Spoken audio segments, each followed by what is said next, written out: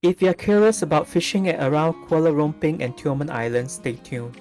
For context, Kuala Rompin is located at the eastern side of Peninsular Malaysia and the Tioman Island is not far from it. Kuala Rompin is famous for their sailfish fishing, although they put a figurine of a marlin in town.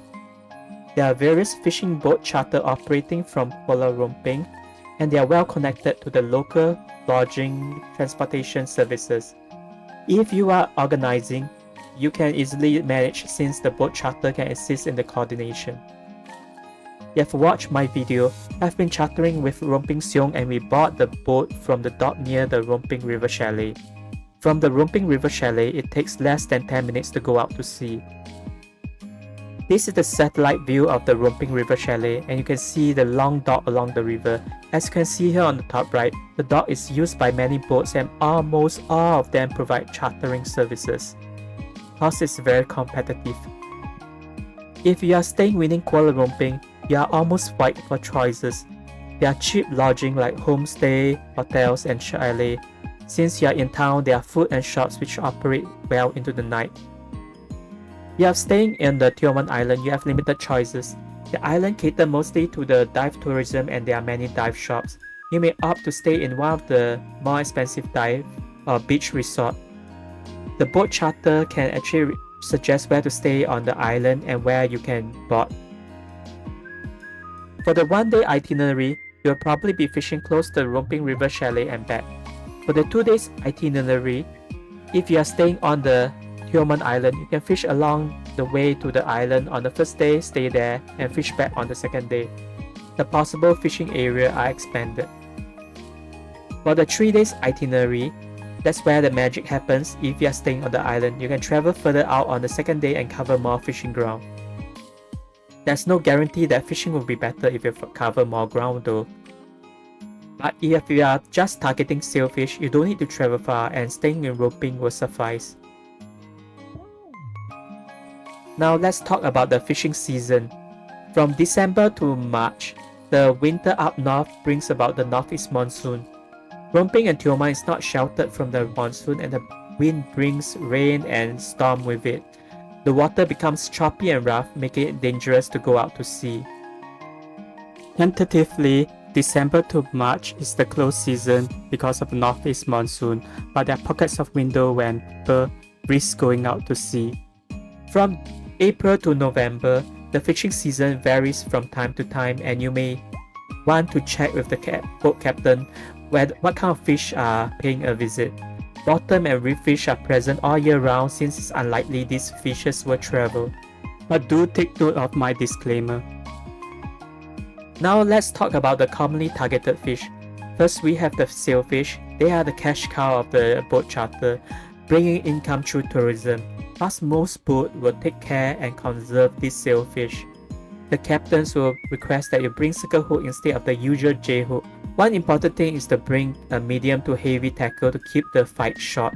Lengthy fight increase the mortality rate of the sailfish.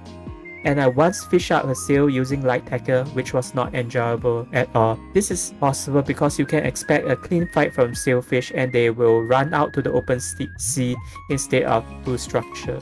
You can pause here for the suggested tackle, but generally use a spinning rod if you are new and use a shorter rod so it works in your favor. Circle hook comes largely in similar shape with the tip pointing inwards. This allows the hook to catch the corner of the mouth and not gut hook the fish. It's important not to strike and just slowly wind up. Truth be told, circle hook can still gut hook the fish, and to further reduce this chance, we choose to use the inline version. Next, we have the squid season. One thing to note that this is different from fishing from land and the water will be deeper. Your tackle need to handle the additional weight to bring the squid jig down to the depth and to the strike zone. I don't think you need a special squid rod for this, but if your rod is very fast action and stiff, I recommend that you set the reel drag to very light so that tentacles will not be torn off. You may pause the video here for the recommended tackle for squid. Here is an example of adding weight to your squid jig. I find the response to my rod is much better this way with the direct fill, so I prefer this way. Alternatively, you can use a paternoster rig with a few squid jig to it, and you can even try different colors. Next is the Spanish mackerel, the speedster of the sea. So they like to chase after shiny stuff, very fast stuff. They can be caught on lure, jig, and also live bait. So the point is not to set the drag too high when you are doing luring, because the treble hook may be torn from the flesh. So if you are live baiting, remember to bring wire leader, and I recommend using the Daichi J hook, 1 or 2 hook depending on the size of the bait. For luring, I have been using pink tail 40 gram, but I find that the cheaper imitation also works. A lot of imitation in the market.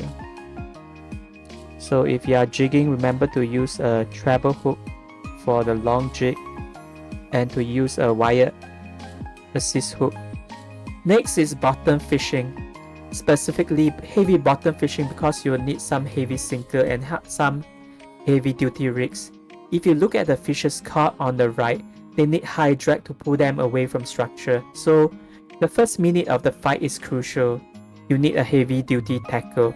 Jigging is also possible for this bottom fish, but you need to coordinate with the people on your boat who are baiting.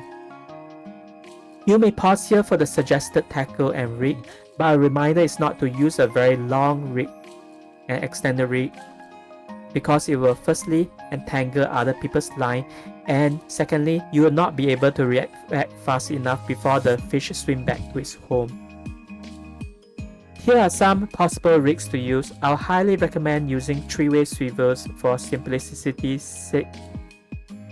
There are too many brands of hooks they can use. Just use one that can fit the size of your bait. People who have never seen a grouper eat usually underestimate the size of the mouth and also underestimate the size of the hook to use. Lastly, we have baitfish tackle. I think almost everyone started out using sabiki, so there's nothing much to share except you may require to use bigger sinkers than expected. You can pause here to look at the summarized tackle to bring on board, but take note the shared tackle. That means you'll be sharing among your friends and kakis.